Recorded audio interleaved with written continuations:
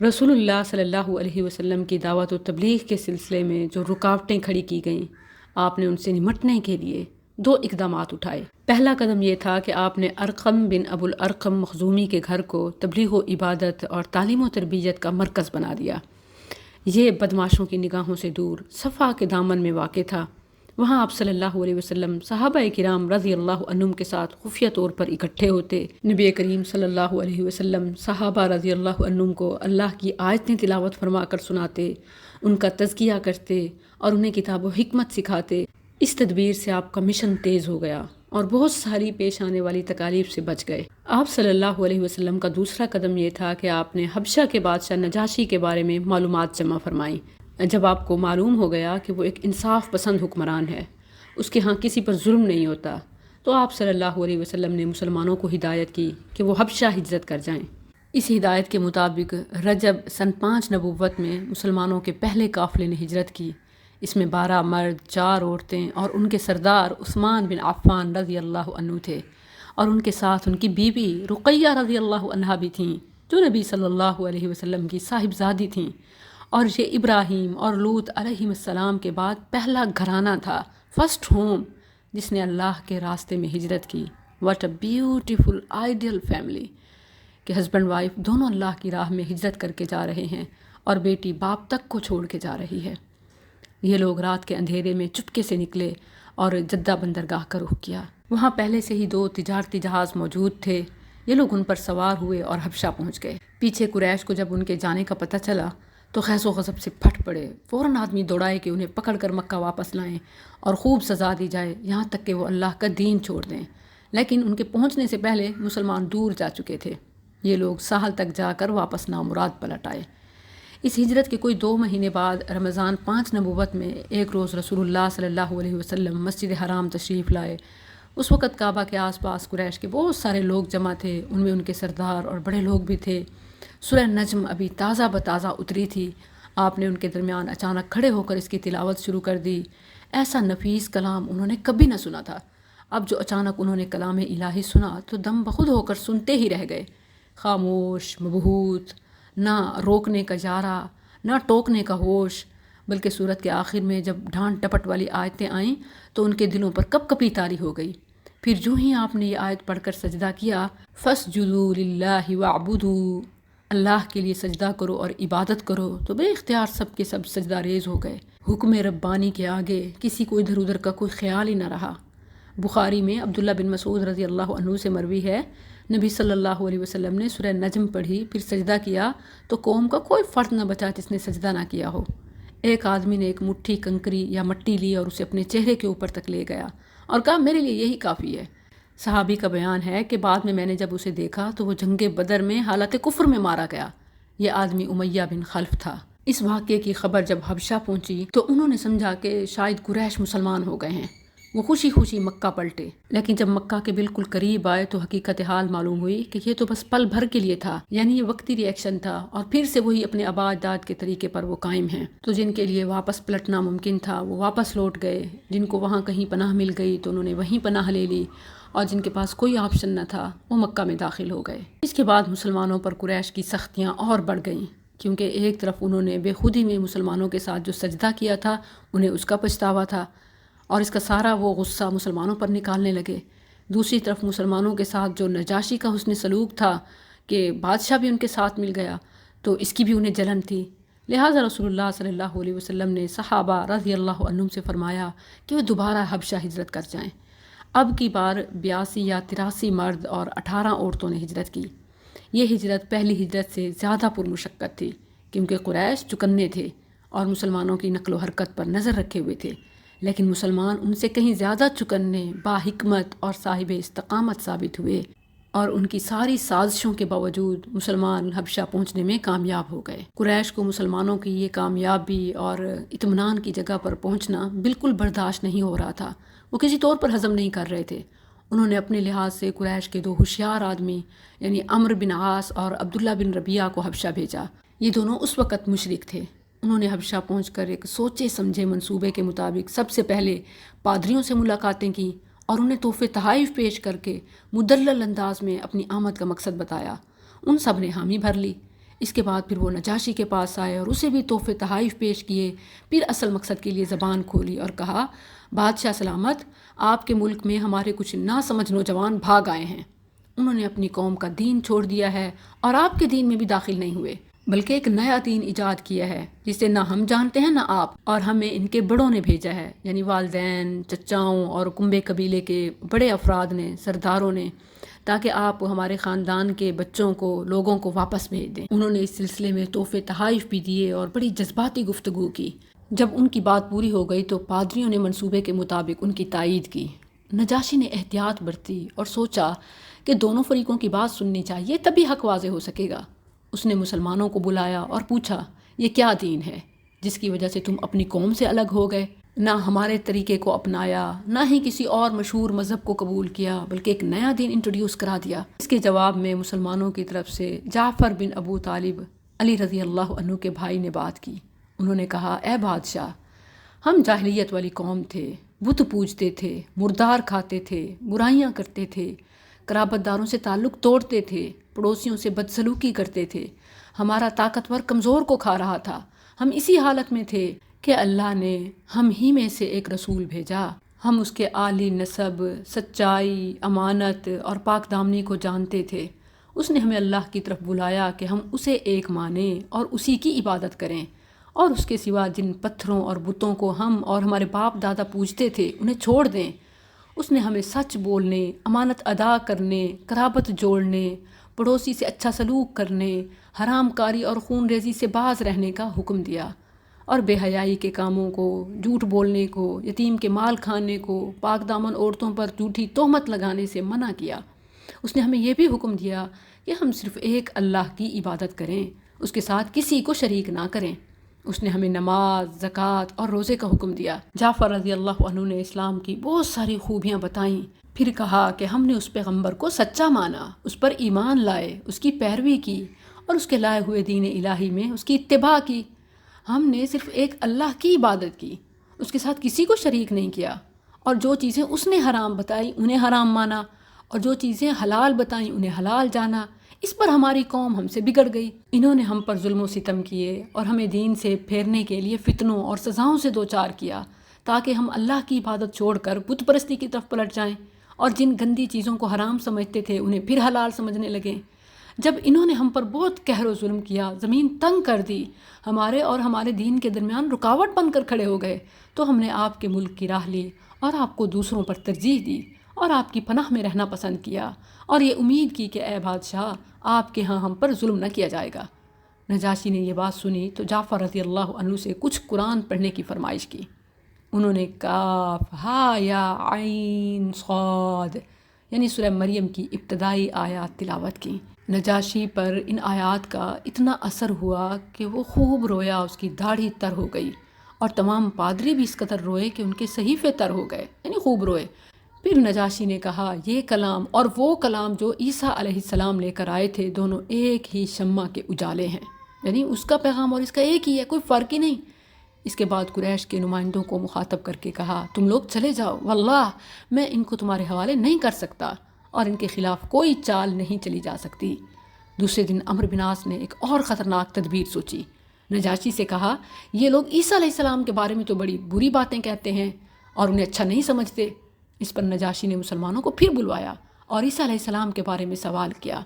سیدنا جعفر رضی اللہ عنہ نے کہا ہم ان کے بارے میں وہی بات کہتے ہیں جو نبی صلی اللہ علیہ وسلم لے کر آئے ہیں، یعنی وہ اللہ کے بندے ہیں، اس کے رسول، اس کی روح اور اس کا وہ کلمہ ہے جسے اللہ نے کنواری پاک دامن مریم علیہ السلام کی طرف القاء کیا تھا.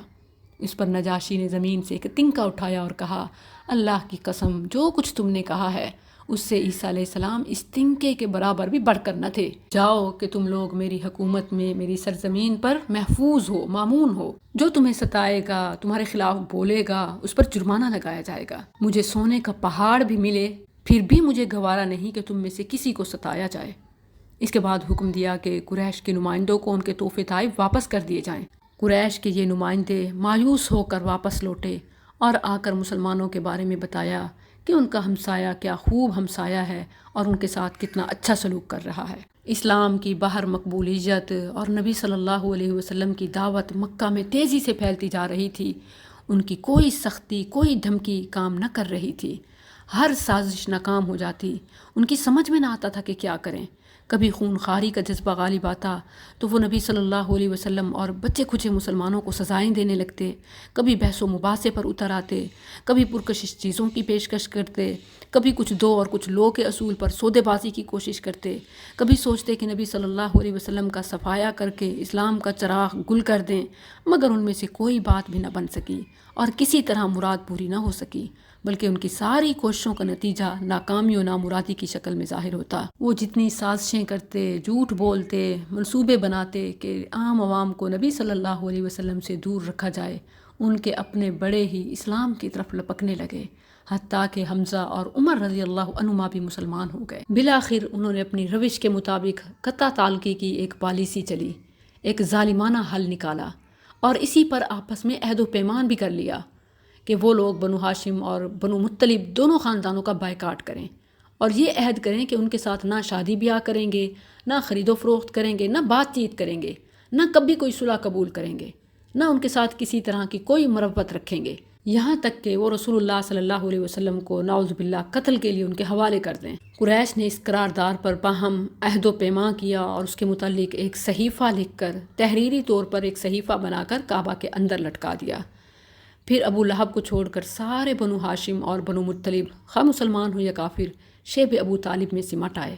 ان کا دانہ پانی بند کر دیا گیا، تاجروں کو ان سے لین دین سے منع کر دیا گیا۔ یہ لوگ سخت مشقت میں پڑ گئے، یہاں تک کہ درختوں کے پتے اور چمڑے کھائے۔ فاقے اتنے کہ عورتوں اور بچوں کی بھوک سے بلکنے کی آوازیں باہر سے سنی جاتی تھیں۔ ان کے پاس کوئی چیز نہیں پہنچ سکتی تھی، اگر پہنچتی بھی تھی تو چھپ چھپا کر۔ حکیم بن حزام اپنی پھوپھی خدیجہ رضی اللہ عنہا کے لیے کبھی کبھی کوئی گندم کی روٹی یا تھوڑا سا آٹا بھجوا دیتا تھا۔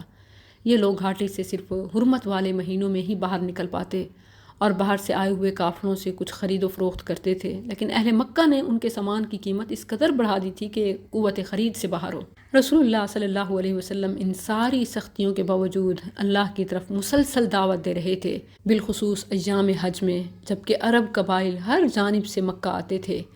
کوئی 3 برس بعد اس ظلم کے خاتمے کا وقت آیا۔ اللہ تعالیٰ نے ایک طرف 5 اشراف قریش کے دلوں میں یہ بات ڈالی کہ وہ صحیفہ چاک کر کے بائیکاٹ ختم کر دیں، اور دوسری طرف دیمک کو بھیجا کہ وہ اس صحیفے سے قطع رحمی اور ظلم و ستم کی ساری باتیں کھا گیا، اور صرف اللہ کا نام اور ذکر باقی رہ گیا۔ اس بائیکاٹ کو ختم کرنے کے حوالے سے وہ آپس میں ہی ایک دوسرے سے لڑ مر رہے تھے۔ جب انہوں نے دیکھا کہ اس پر ساری قطع رحمی اور ظلم و ستم کی باتیں دیمک کھا گیا ہے اور صرف اللہ کا نام باقی ہے، تو بائیکاٹ ختم کرنے والوں کی بات مضبوط ٹھہری اور انہوں نے اسے اللہ کی نشانی سمجھا۔ اور ویسے بھی بائیکاٹ سے بھی کوئی فائدہ نہ ہوا، کیونکہ دعوت و تبلیغ پھیلتی جا رہی تھی۔ بالآخر یہ منصوبہ بھی ناکام ہوا اور یہ سوشل بائیکاٹ ختم ہوا۔